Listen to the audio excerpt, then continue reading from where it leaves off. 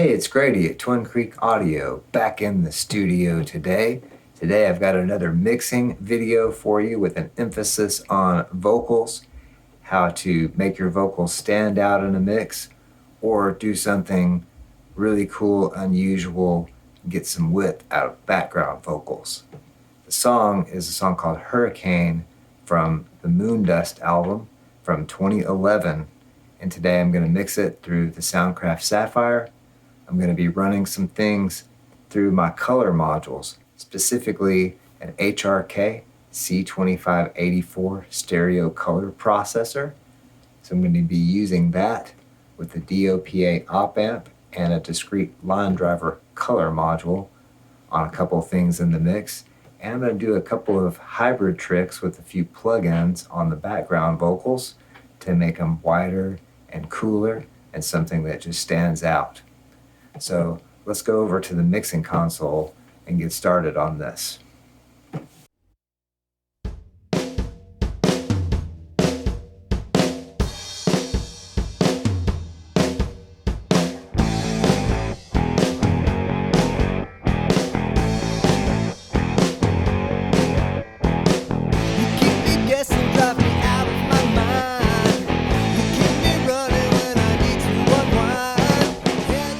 Alright, at the mixing board. So the mix I've got today is a rock mix with some really cool vocals. The vocals are all down here, so the way my console is set up, the way I like to work, is most of the drums start down here, guitars, lead guitar, and this is all lead vocal way down here, and these are the different pairs of background vocal tracks. But we'll get to that in a minute.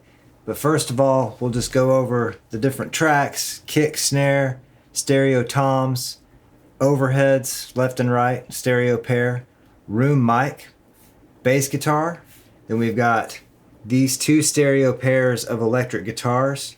And I've got a trick going on with this pair. This pair has Echo Cat delay, just a 16th note delay on just the right side of it. So when it comes in, it makes the guitars spread out. These two have a little bit of width as well. These two are more guitars. They're just mono tracks that are straight up and down. This one having more in common with the sound of this pair. This one having more in common with the sound of this pair. So this is our straight up the middle guitars and then our two stereo pairs of guitars. This is the guitar solo on this channel right here. Coming down here, we've got background vocal pair, the second one, and then a third one. The third one is a combination of these two, but with effects on it. In this case, I'm using the kilohertz phaser in the box. I don't usually do everything in the box, but I do have the Echo Cat, like I used down there, is also on this. So this has the kilohertz phaser and then Echo Cat. Now, one side of each of these pairs of background vocals also has the kilohertz phaser. We're doing that to create, kind of like the Queen or early Cars album, that big background vocal sound. And it only comes in for one short section of the song. But I did a lot of work to do this. So we've got the phaser and delay here. We've got some delay on one side of this. All the delay is the Echo Cat plugin in the box. And then this is our drum submix, compression submix that we're using for parallel compression. That's these small faders up here.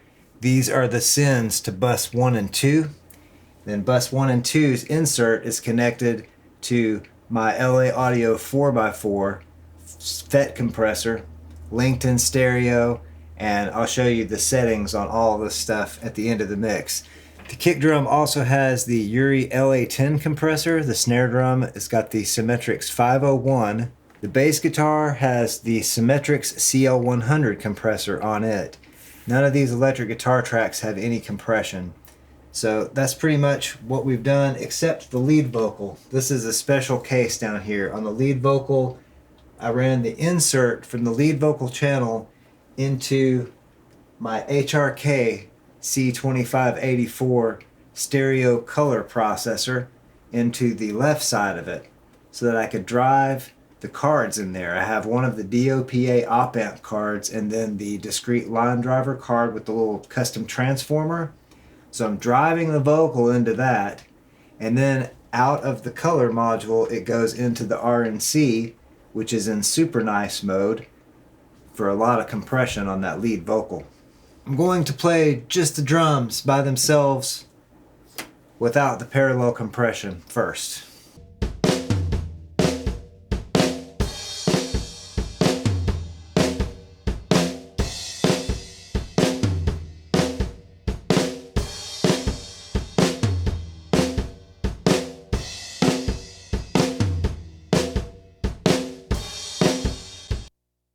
Drums sound pretty good. I mean, back in those days when this was recorded, I had a lot of glass. So the cymbals to this have always sounded kind of not as good as they could to me. But I've managed with EQ on the Sapphire to get those cymbals to sound pretty good. Now let me turn on the parallel compression by pushing these faders up. I'm going to push that up. And I'm probably going to use more of this parallel compression drum submix during the intro when it's just the drums by themselves, and then I'll pull that out as the other instruments come in, but leave it in just at a lower level. So let's hear those drums again with the LA Audio 4x4 for parallel compression.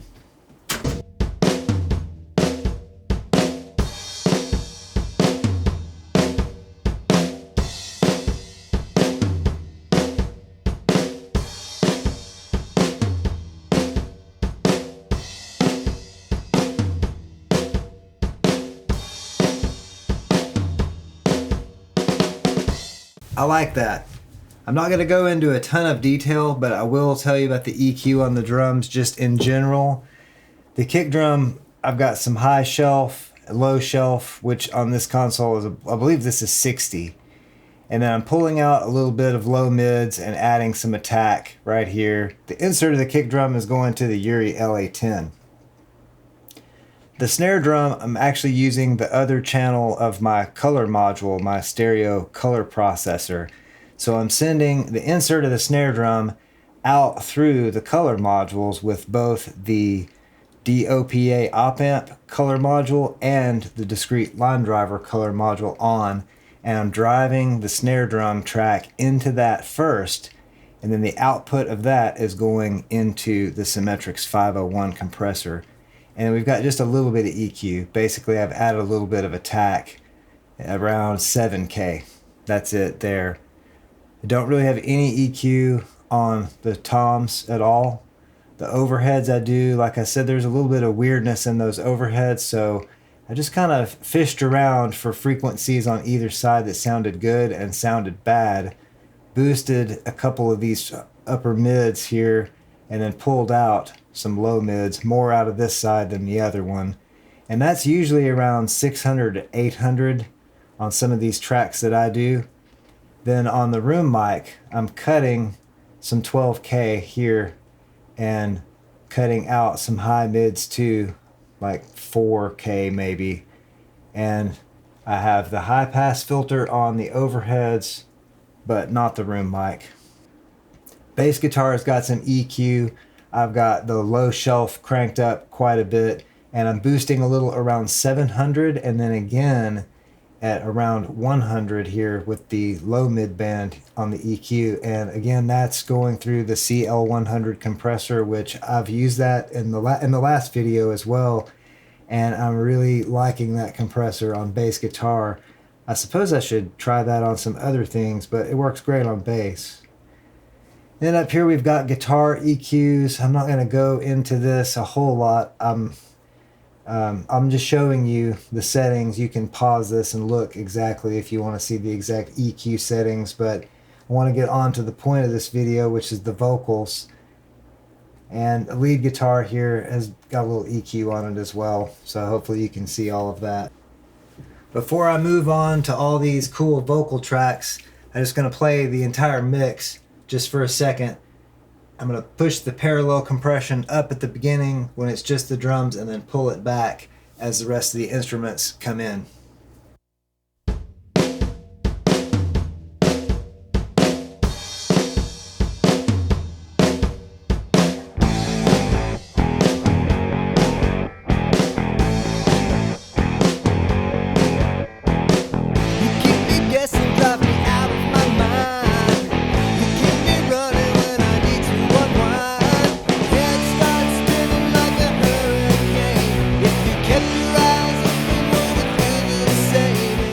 riding that parallel compression on the drums up and down works really well for that intro, because the rest of the song, you know, once everything else comes in, the drums don't need to be quite that big. And so that little bit of fader move there really brings the drums back, and you can do it really evenly as the other things come in. Before I move on to all these cool vocals and the tricks that I did there, let's hear these guitars. And remember, this pair of guitars here has delay on the right hand side of it to make that guitar wider. So let's listen to all these guitars from the beginning and hear how they layer up.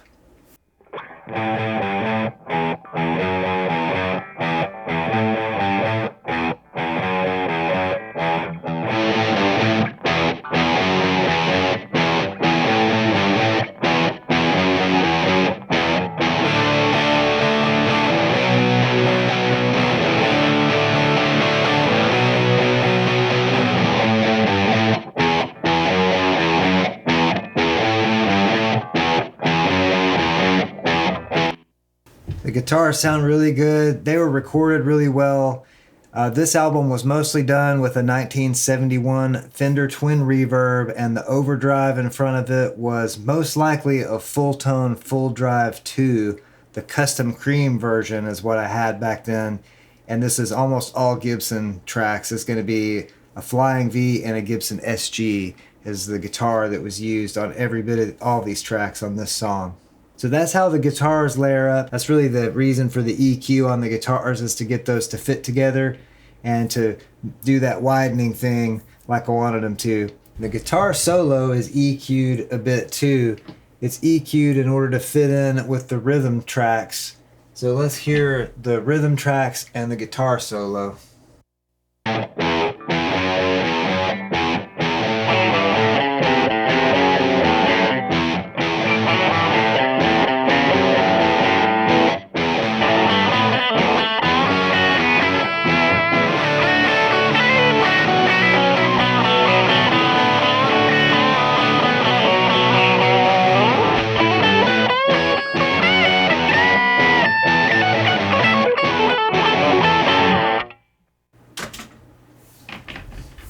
Fun stuff. I kind of accentuated the nasally frequency for the solo so that it would sit on top of those other guitars and can be heard really well.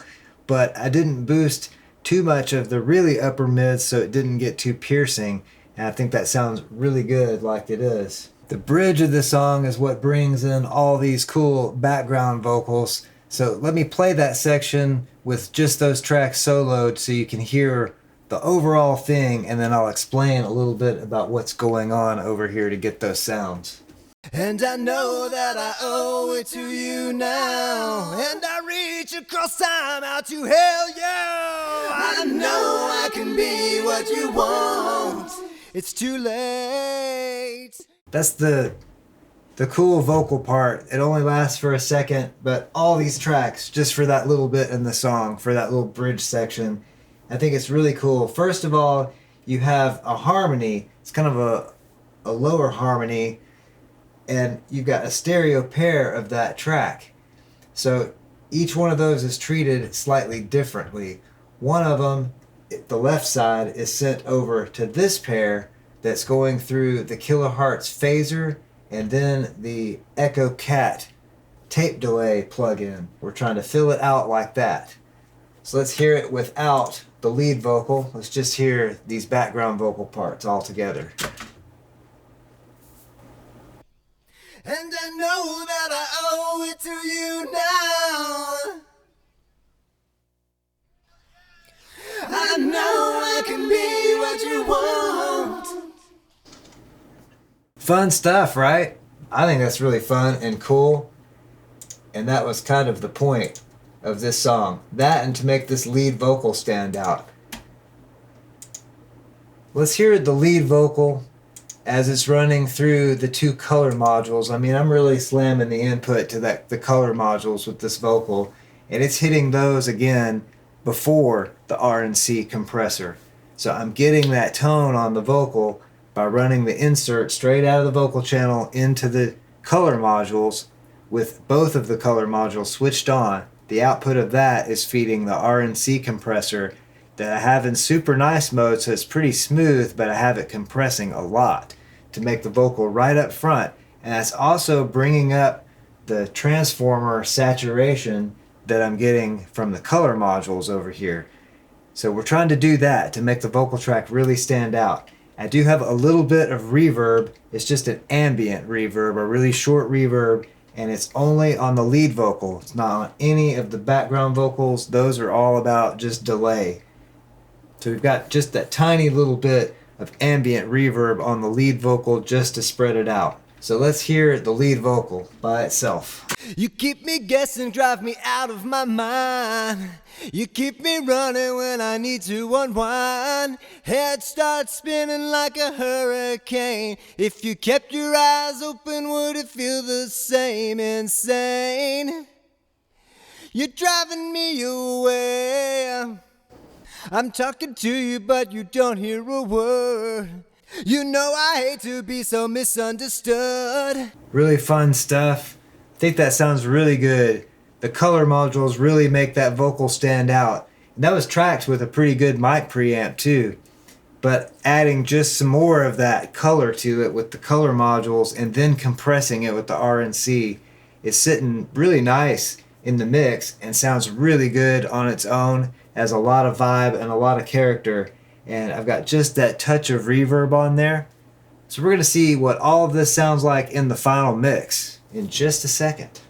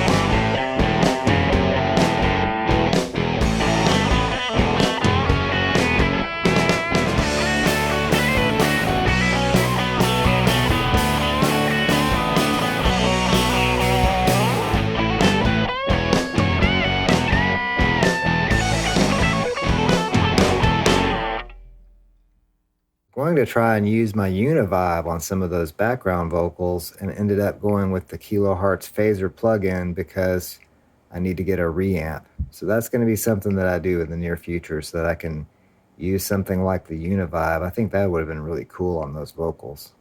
What do you guys think? Leave a comment. You think I should try the Univibe on other things besides the guitar? So you can see I've got a lot of things patched in here on the patch bay for this mix. I'm doing some unusual things. This isn't so unusual. I've got the LA10, Yuri LA10 patched into the insert for the kick drum. The snare drum, the send from the insert is going into the color modules, the HRK C2584 stereo color processor. This is going to the left side of that. Then the output of the color module over here, if we can even see that color module right here, its output is going into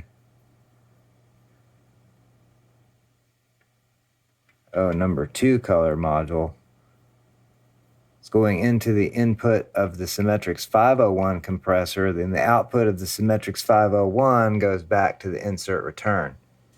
So we've got a cool chain for the snare. So I'm running it through the DOPA op amp color module and the Discreet line driver color module.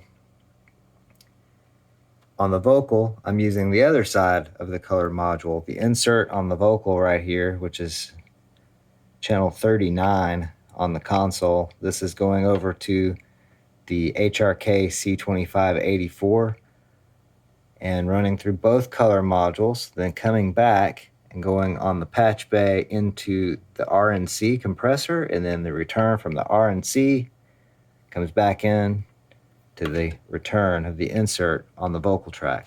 There's that cool room ambient sound that I'm using just a touch of on the lead vocal. And the LA10 on the kick drum. I'm starting to really love and need this on my kick drum sounds. It's awesome, but I also like it on bass. I need more of them. And then the Symmetrics 501, always a good snare compressor. I don't have the peak limiter on. Then the LA Audio 4x4 on the drum submix for parallel compression. I like this compressor more and more the more I use it too. Those are the settings I'm using, and I do have the built-in filters. You can see all the settings I'm using right there. I have that stereo linked. Not using the gates.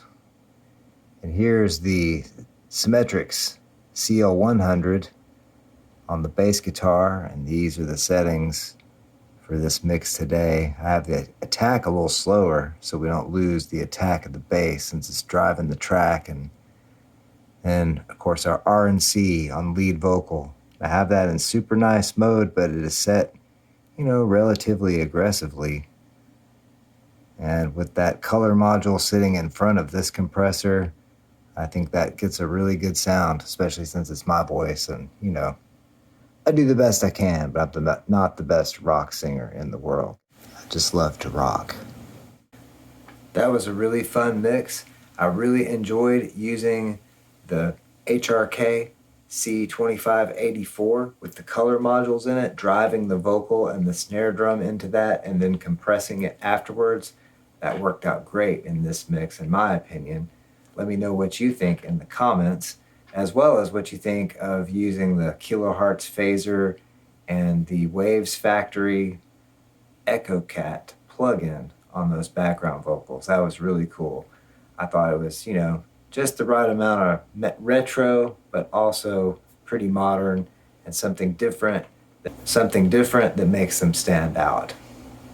Make sure to like this video and subscribe to the Twin Creek Audio YouTube channel, as well as checking out the links in the description for various ways that you can help support this channel by listening to music or downloading music that I've produced or been a part of. I also hope you have an excellent day, night, evening, weekend, weekday, hour, minute, second, nanosecond, whatever it is you're having. Have a good one, and thanks so much for watching. I just love to rock.